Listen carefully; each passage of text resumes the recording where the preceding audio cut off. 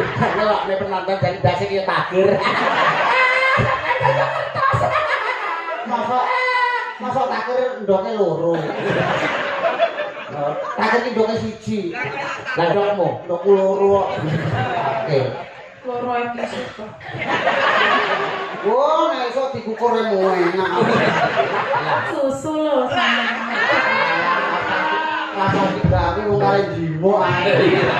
Ora susu ning mburi kae lho. Kok aku dimiki. Wis gede bareng jaluk mie. Pak Lurah. Apa? Enten kamar kosong. Betul.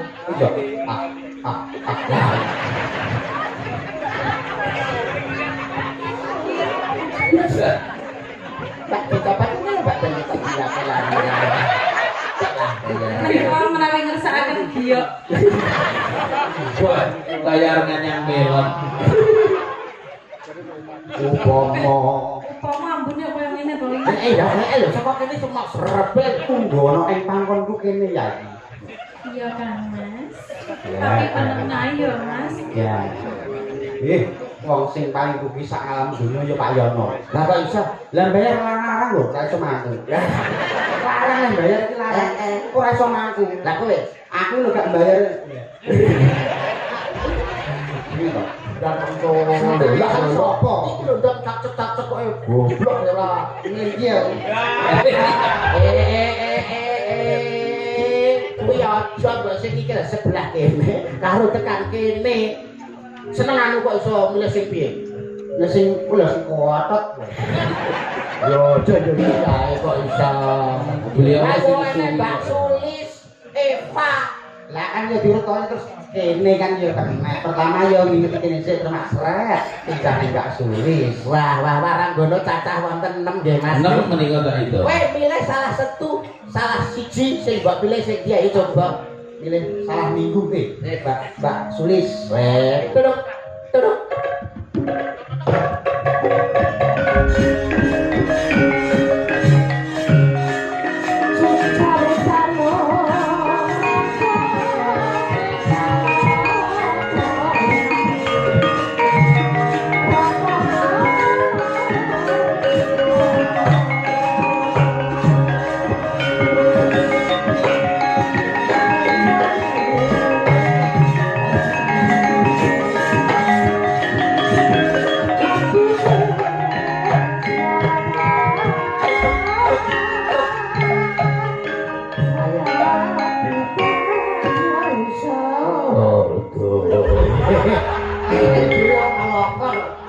Kiri-kiri kasete rada blundek ngono lho.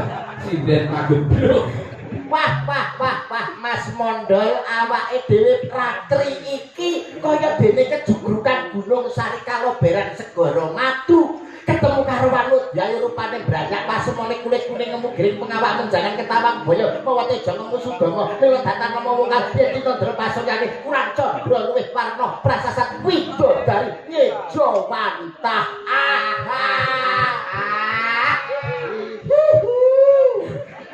Apa iso kowe kaya aku mau? Nata basa lan lho. Dikira ora iso noprak kok. Lho, ayo coba lah nek iso. Lagi. Jadi garwane wong akeh. Garwane kakak. Mosok garwane wong akeh sapa ae? Ya Pak Yono barang kae. Ora. Garwanipun kakang. Garwanipun kakang ngono lho karepku.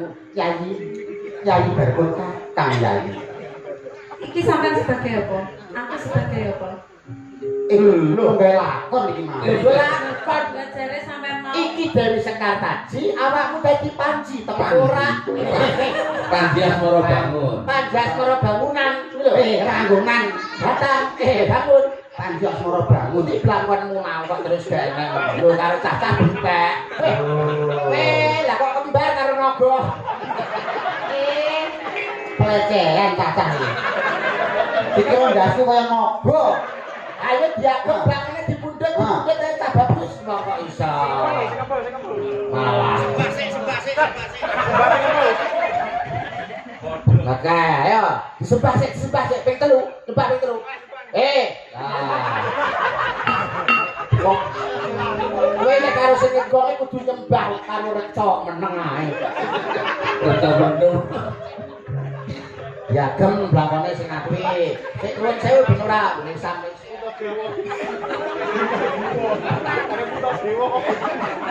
Wah, gila.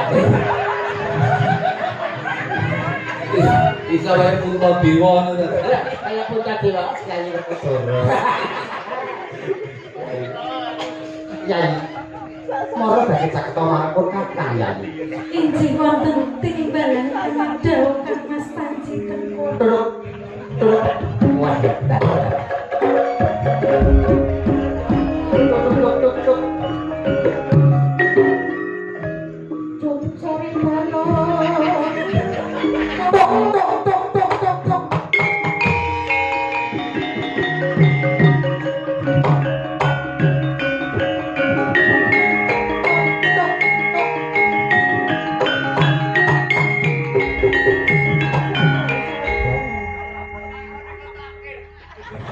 Kalau nek penonton dari base iki takir.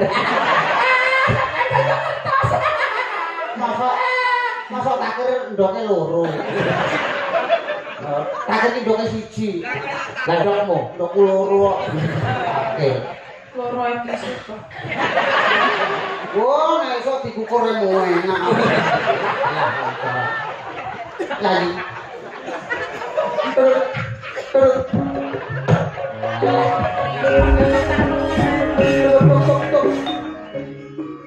Gede, aku.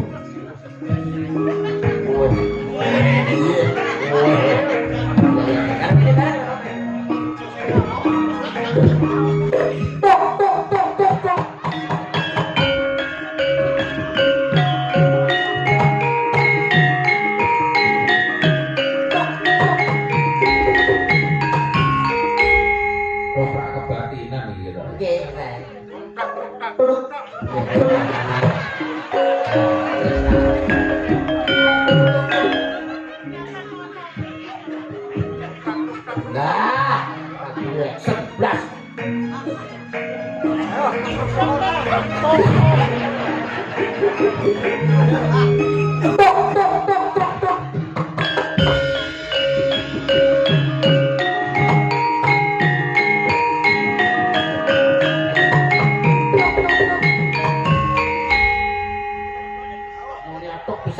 Tunggu cangkemmu kowe tak.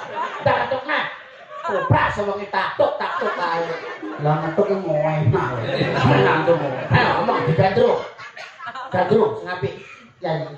Injih Batang Mas. Batang mungkin pecah lagi. Ora pecah. Kakang Mas lho Batang Mas. Yo Kakang Mas nek ganteng-ganteng nek Kakang Mas lagi lho kakane kaya batang. Ora batang. Calon batang. Bilangku milih goril. Goreng sapa? Bagi. Padha bosoke. Lagi Padha promose. ana ing sakjroning taman Makapahlawan kene siramu bareng. Taman Pesantren, Taman Sari, Makam Pahlawan mendebokmu. Ana ing sakjroning Taman Sari kene siramu bakal tak gandring. Gandrung dik. Siramu bakal tak gandrung, tak kumpul, tak senengke atimu ya. Injih Kang Mas. Alah, guyune kaya buta. Guyune yo sing halus ora ping 3 wae. Ngono. Ya. Injih Kang Mas. Ana ing sakjroning taman kene. Ya butung. Siramu bakal tak gandrung iki lho. Elok apa slendro pas ngene.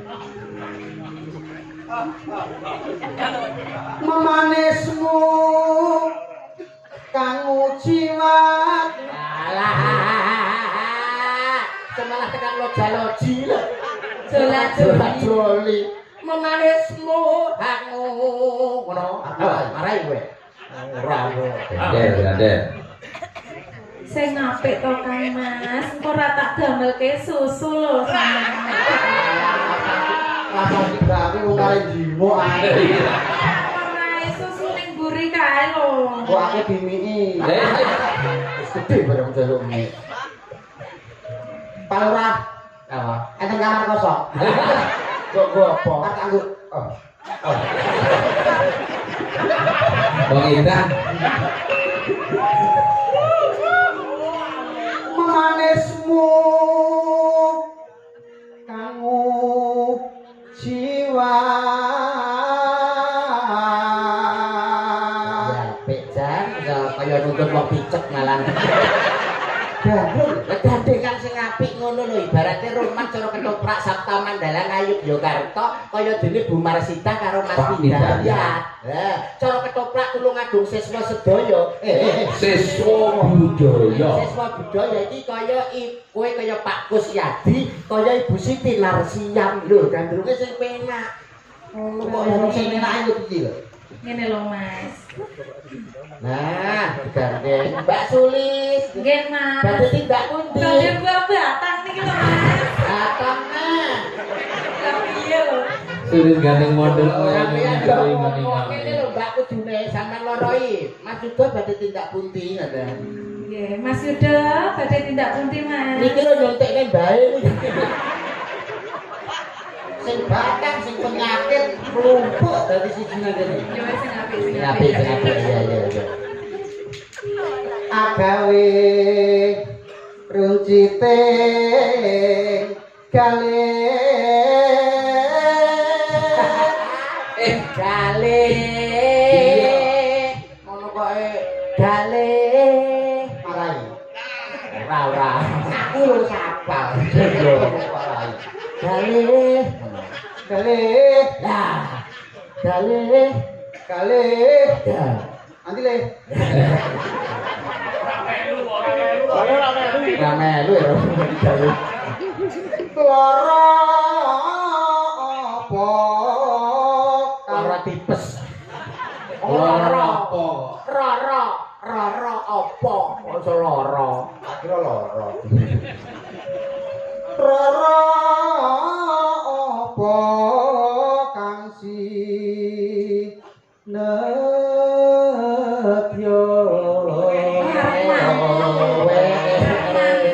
Arep mantu. ini kontene Pak Yono. Kulino mangku ya. Kulino mangku ya. Mangku apa? Mangku murel. Mangku Mbak Sulis. Kene ya disiram batan tak mangku kene. Sing kang. Betul.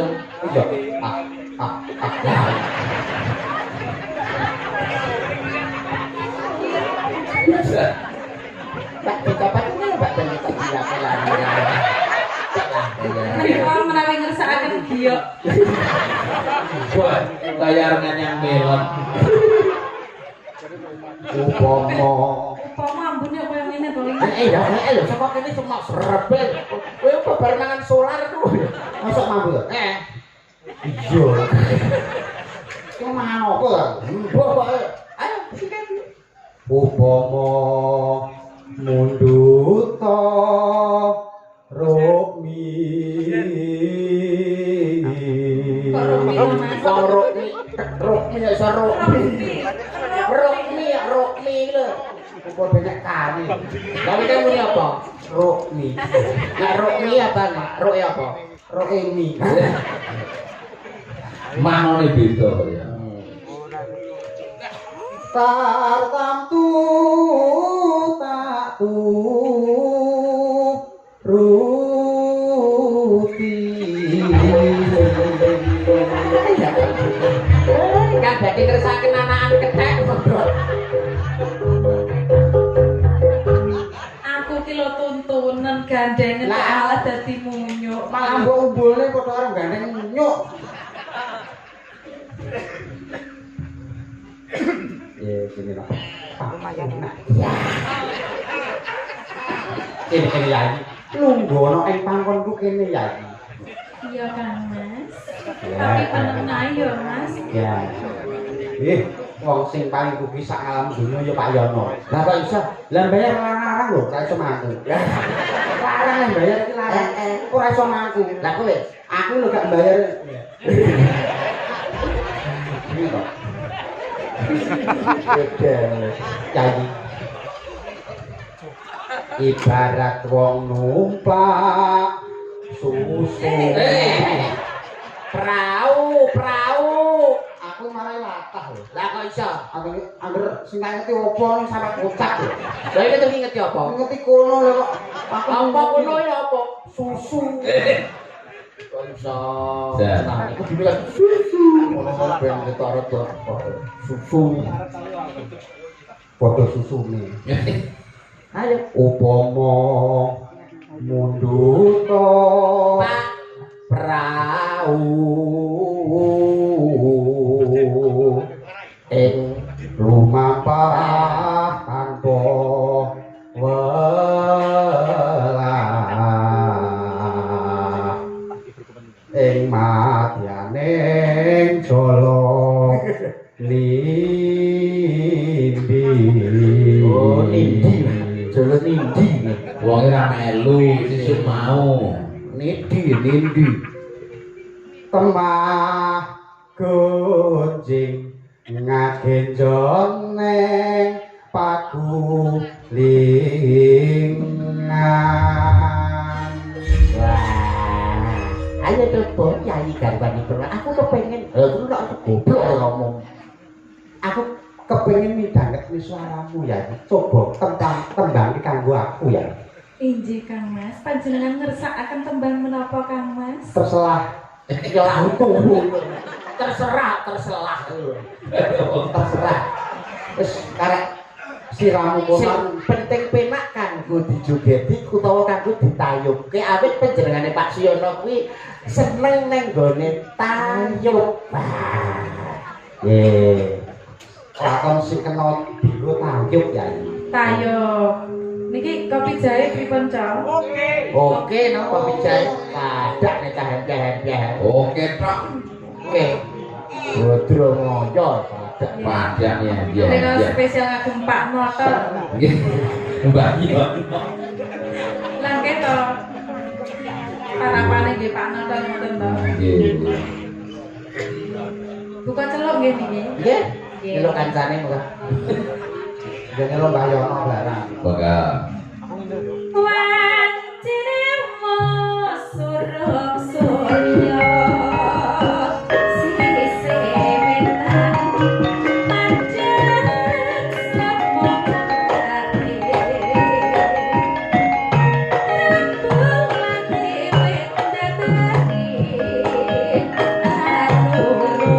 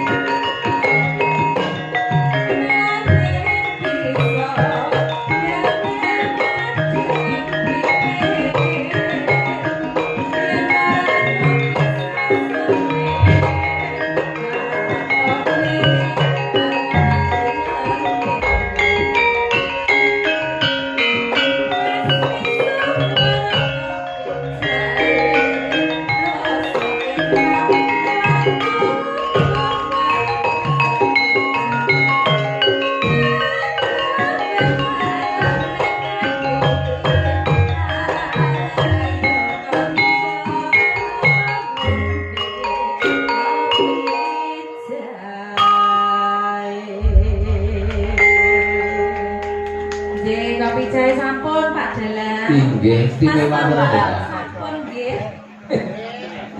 Pamit sing apik lho lah arep nunggu arep nang mondol. Ayam mondel. Jadi sampun kula lenggah nggih. Nggih, jenara rubiyen Pak. makasih Beb.